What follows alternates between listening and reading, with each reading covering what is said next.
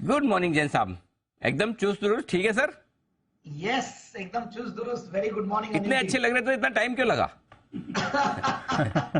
नहीं प्रॉब्लम, आज जैसे ही स्टार्ट हुआ वैसे ही मेरा इन्वर्टर भी डाउन था और लाइट भी चली गई, यहाँ पे कनेक्शन ऑफ हो गया था।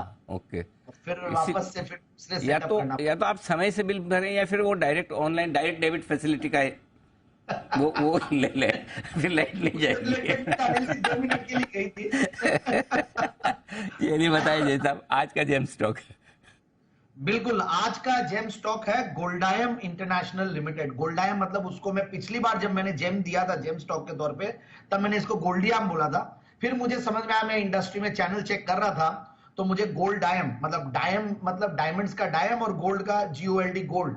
और ये स्टॉक जब मैं लास्ट टाइम दिया था अनिल जी, वो था बजट का सेशन था हमारा और स्टूडियो में दिया था लास्ट ईयर।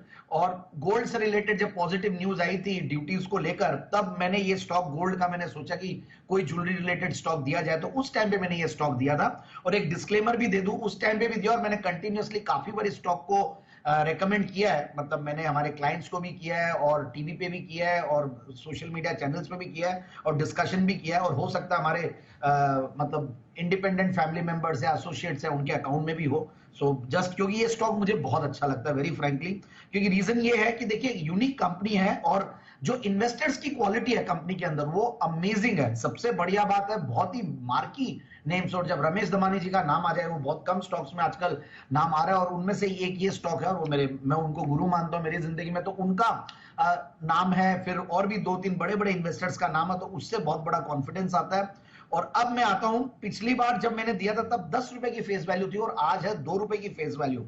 और तब था 207 रुपया, 10 रुपए के लगभग भाव, मैंने 210 रुपए के लगभग दिया था। वहां से ऑलरेडी मल्टीबैगर बन चुका है और अभी भी कंपनी बहुत जबरदस्त परफॉर्म कर रही है। और सबसे बढ़िया बात है, ऊपर के लेवल से जब करेक्ट हुआ रहता है स्टॉक, तो और कॉन्फिडेंस आता है और रिजल्ट्स बहुत बेहतरीन आ रहे हैं, क्योंकि कंपनी ने कुछ पिवट्स किए हैं। मतलब पिवट्स मतलब कुछ बड़े बड़े जो चेंजेस होते हैं, लैब ग्रोन डायमंड्स जो कि आजकल बहुत इन थिंग, और यूएस में काफी बड़ी ग्रोथ वहां पे आने वाली है लैब ग्रोन डायमंड्स में, उसमें कंपनी ने बहुत बड़ा एक एक्विजिशन भी किया। उसकी वजह से इनका लैब ग्रोन डायमंड्स में और पेट जम रही है और एक्सपेंशन ये लोग कर रहे हैं पोर्टफोलियोज का अपना। और यूएस मार्केट्स डल होने की वजह से पिछले क्वार्टर में स्टॉक प्राइस नीचे आया और 180 से लगभग स्टॉक 120-130 के लेवल्स पे आया। और अब वापस से जब मार्केट सुधरने लगे हैं, भले आप मतलब जब मिड कैप स्मॉल कैप भी सुधर रहे हो और यूएस मार्केट्स में भी धीरे धीरे जब सुधार आ रहा है, इन्फ्लेशन जब कंट्रोल में आएगा, मुझे लगता है कि वापस से ये सारे सेक्टर्स अच्छा करने लगेंगे।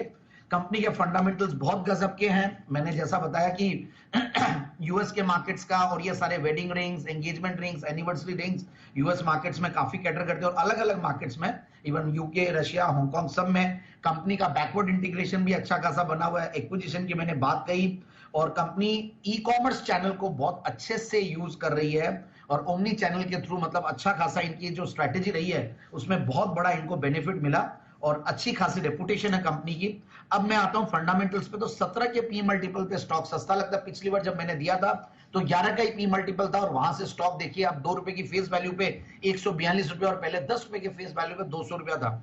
और कंपनी की ग्रोथ भी गजब की रही है। रिटर्न ऑन कैपिटल एम्प्लॉयड करीब 30% के लगभग, return on equity 21%, dividend yield बहुत बढ़िया है 1.5% के लगभग, और पिछले 3 साल की प्रॉफिट की क्या कर रही है 31-32% के लगभग। और स्ट्रॉन्ग बैलेंस शीट का ये मतलब है कि एक तो डेट्स नहीं है, ज्वेलरी स्टॉक है और डेट्स नहीं है, तो वो बहुत बढ़िया लग रहा है मुझे। क्वार्टरली रिजल्ट्स में एनालाइज करा था तो दिसंबर के क्वार्टर में एक्स्ट्राऑर्डिनरी इनके मार्जिन्स थे 23% के, उसके सामने दिसंबर 2022 में मार्जिन्स के डिप होने की वजह से प्रॉफिट्स नीचे आया। That was one of the reasons कि ये स्टॉक करेक्टेड लेवल्स पे मिल रहा है, इसलिए मैं रेकमेंड भी कर रहा हूं। बट टीटीएम बेसिस पे कंपनी बहुत बढ़िया कर रही है, 100 करोड़ के ऊपर कमा रही है। और मैंने शेयर होल्डिंग पैटर्न के बारे में कहा तो दैट इज वेरी अमेजिंग और बड़े बड़े नाम हैं उसमें पब्लिक शेयर होल्डिंग में, और प्रोमोटर्स की भी स्ट्रॉन्ग करीब 69-67% के लगभग होल्डिंग है। तो मेरे हिसाब से इस स्टॉक को लीजिए इस सब लेवल्स पे। और ऐसे हाईज ये 218 के भी दिखाया हुआ है और 165-70 जो कि इजीली अब अचीवेबल लगता है मुझे, तो 175 तक के टारगेट्स के लिए स्टॉक को लेना चाहिए।